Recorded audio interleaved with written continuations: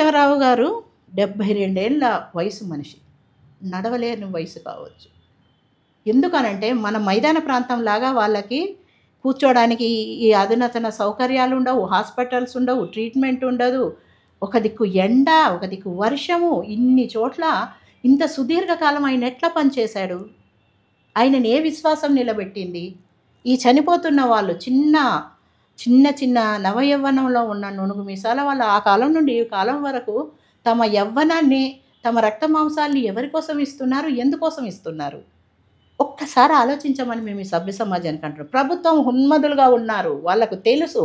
వాళ్ళు చాలా కుట్రపూరితంగా మనుషులను చంపి ఆ సమాధుల మీద తమ పునాదులు వేసుకోవాలనుకుంటున్నారు. వాళ్ళని చంపిన రివార్డులతో పోలీసులని ఉన్మదులుగా తయారు చేస్తున్నారు. బహుళజాతి కంపెనీలు ఇది చంపడం కోసం ఈ ఆర్థిక సహాయాలు, అధునాతన ఆయుధాలను సమకూర్చుతుంది.